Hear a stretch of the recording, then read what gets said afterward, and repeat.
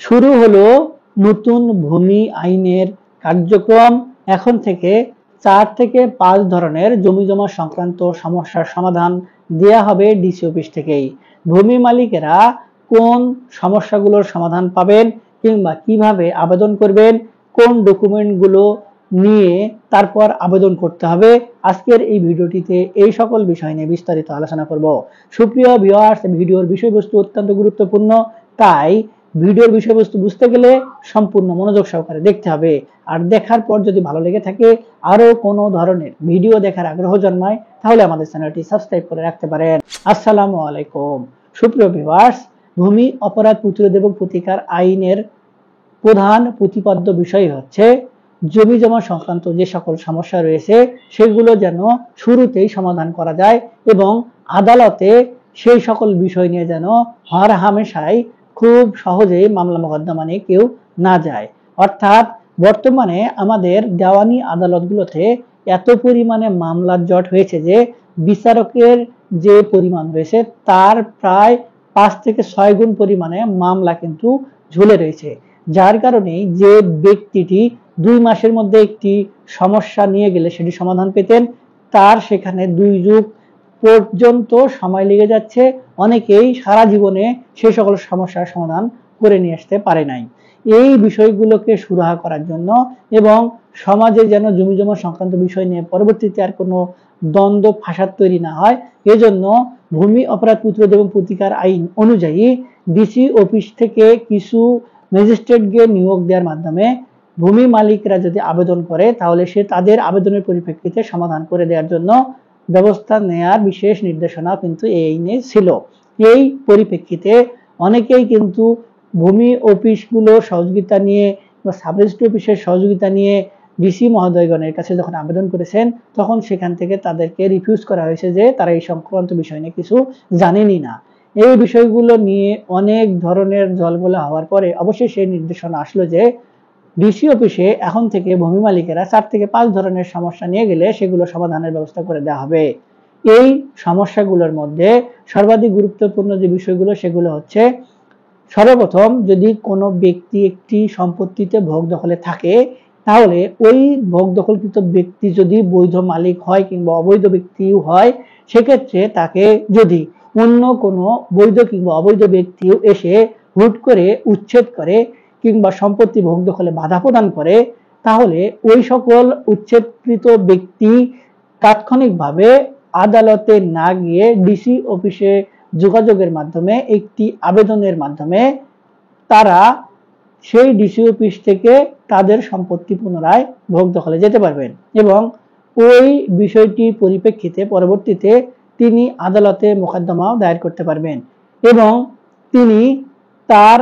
ওই জমি যে থানায় অন্তর্গত সেই থানায় সাধারণ ডায়েরিও করে সেই বিষয়গুলো সমাধান করে নিতে পারবেন। এবং এই বিষয়গুলো সমাধান করার জন্য যখন ডিসি অফিসে কোনো একজন ব্যক্তি আবেদন করবে কিংবা অভিযোগ জানাবে, তখন ডিসি অফিস থেকে কিছু ম্যাজিস্ট্রেটগণকে দায়িত্ব প্রদান করা হবে। তারা সরাসরি সেই বিষয়গুলো কিংবা সেই আবেদনের পরিপ্রেক্ষিতে সরজমিনে তদন্ত করে যদি বিষয়টি সত্য হয়, অর্থাৎ কোনো ব্যক্তিকে যদি লাঠির জোরে সম্পত্তি থেকে উচ্ছেদ করা হয়, তাহলে সেই বিষয়টি নিশ্চিতের মাধ্যমে তাকে পুনরায় ভোগ দখল বুঝিয়ে দিবেন। এবং আইন অনুযায়ী যে বিষয়টি বলা হয়েছে যে যদি কোনো ব্যক্তি সম্পত্তির ভোগ দখলে থাকে তাহলে সম্পত্তি হস্তান্তর আইন কিংবা সুনির্দিষ্ট প্রতিকার আইনের যে 8 ধারার মতে তাকে উচ্ছেদ না করে আদালতের মাধ্যমে উচ্ছেদ করতে হবে, এই বিষয়টি বলা হয়েছে। সেই বিষয়ে ব্যবস্থা নেওয়ার জন্য নির্দেশনা প্রদান করবেন। এবং অধিকতর ক্ষেত্রে যদি যে ব্যক্তি সম্পত্তির ভোগ দখলে লাঠির জোরে কিংবা উচ্ছেদ করে হয়েছে সেই ব্যক্তিকে কিন্তু আদালতে পর্যন্ত কিংবা জেলখানায় পাঠানোর পর্যন্ত ব্যবস্থা এই নির্বাহী ম্যাজিস্ট্রেট মোবাইল কোর্টের মাধ্যমে গ্রহণ করতে পারবেন। এরপরে যে বিষয়টি বলা হচ্ছে যে যদি কোনো ব্যক্তি সরকারি খাস জমি লিজ নিয়ে থাকে এবং পরবর্তীতে সেই সকল ব্যক্তিকে যদি কোনো ব্যক্তি উচ্ছেদ করে, অর্থাৎ অনেক ক্ষেত্রেই আমরা রাজনৈতিক পট পরিবর্তনের মাধ্যমে দেখি যে যারা ক্ষমতায় ছিল তারা হয়তো কোনোভাবে সম্পত্তি লিজ নিয়েছেন, পরবর্তীতে ক্ষমতা পরিবর্তন এসে তাদেরকে উচ্ছেদ করে তাদের ব্যবসা প্রতিষ্ঠান ধ্বংস করে সেখানে অন্য রাজনৈতিক দলের ব্যক্তিবর্গ এসে ভোগ দখল করতে থাকে কিংবা জবরদখল করে থাকে। তো এই ধরনের ঘটনা যদি কোনোভাবে ঘটে থাকে তাহলে ওই লিজ গ্রহণকারী ব্যক্তি তাৎক্ষণিক আদালতে না গিয়ে ডিসি অফিসে যদি আবেদন করে, তাহলে তার আবেদনের পরিপ্রেক্ষিতে তিনি কোন রাজনৈতিক ব্যক্তিবর্গ এটি বিবেচনায় না নিয়ে তার বেদখল হওয়া খাস সম্পত্তিগুলোতে তাদেরকে পুনরায় ভোগ দখল বুঝিয়ে দেওয়ার ব্যবস্থা গ্রহণ করা হবে। এরপরে আরেকটি বিষয় অত্যন্ত গুরুত্ব সহকারে দেখা হচ্ছে যে, যদি কোনো ক্ষেত্রে সম্পত্তির যে আমরা দলিল তৈরি করি, সেই দলিলগুলো কিংবা রেকর্ড খতিয়ানগুলোতে কোনো প্রকার ভুল থাকে, তাহলে এই ভুলগুলো স্বাভাবিকভাবেই, যেগুলো খুব গুরুত্বপূর্ণ বিষয় না, সেই বিষয়গুলো সমাধান করে দেওয়ার জন্য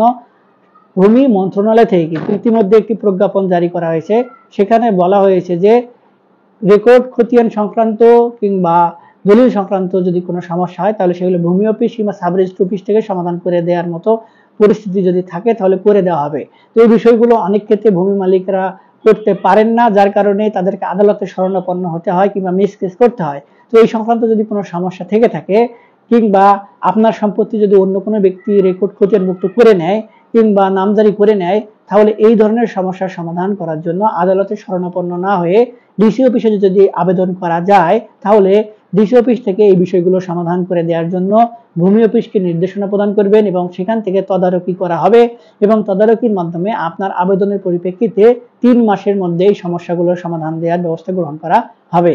এরপরে আরেকটি যে বিষয় কথা বলা হচ্ছে যে, ওয়ারিশদের মধ্যে যদি সম্পত্তি ভাগাভাগি ঠিক মতো না হয় কিংবা ভাগ বন্টন ঠিক মতো না করা হয়, তাহলে এবং যদি কোনো ওয়ারিশকে সম্পত্তি থেকে বঞ্চিত করা হয় এবং অন্য কোনো ওয়ারিশ যদি জবরদখল করে ভালো সম্পত্তিগুলো একাই ভোগ দখল করে কিংবা তার অংশের অতিরিক্ত সম্পত্তি ভোগ দখল করে, তো এই ধরনের ওয়ারিশান সম্পত্তি সংক্রান্ত যত ধরনের ঝামেলা রয়েছে, এই ঝামেলাগুলো সমাধানের জন্য কিন্তু আমাদের আদালতে বাটোয়ারার মামলা করতে হতো। তো এখন প্রাথমিকভাবে সেই সকল বিষয় নিয়ে আদালতে সরাসরি বাটোয়ারার মামলা না করে ডিসি অফিসে আবেদনের পরিপ্রেক্ষিতে যদি সেগুলো সমাধান করে দেওয়ার মতো হয়, তাহলে পর্যবেক্ষণ করার পরে ডিসি অফিস থেকে নির্বাহী ম্যাজিস্ট্রেটগণকে সেই আবেদনগুলো সমাধান করে দেওয়ার জন্য নির্দেশনা প্রদান করা হবে এবং নির্দেশনা প্রাপ্তির পরে নির্বাহী ম্যাজিস্ট্রেটগণ সরাসরি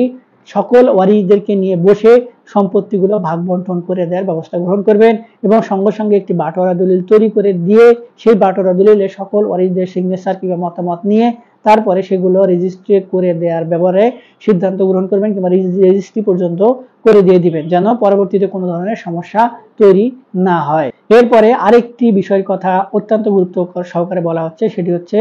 ধরুন আপনার বসত ভিটার পাশে কিংবা আপনার চাষবাসের জমির পাশে যদি হঠাৎ করে কোনো ব্যক্তি কোনোভাবে মাটি কাটে, অর্থাৎ ভূমির উপর স্তরের যে মাটি সেটি কেটে সেখানে খাল খনন করার চেষ্টা করে, সেক্ষেত্রে আপনারা যেভাবে ক্ষতিগ্রস্ত হওয়ার কথা, অর্থাৎ আপনার চাষবাসের জমির পাশে যদি কোনো ব্যক্তি খাল খনন করে, তাহলে আপনার জমির উর্বরতা নষ্ট হবে, এটি স্বাভাবিক ব্যাপার, কিংবা আপনার বসত ভিটা ধসে যেতে পারে, বসত ভিটার ক্ষতি হতে পারে, এটি স্বাভাবিক ব্যাপার। তো এই ব্যাপারগুলো যদি কোনো কারণে ঘটে থাকে, এবং আইন অনুযায়ী কিন্তু বলা হচ্ছে যে এখন সরকারি কিংবা ডিসি অফিসের নির্দেশনা ছাড়া কোনোভাবেই কোনো ব্যক্তি কোনো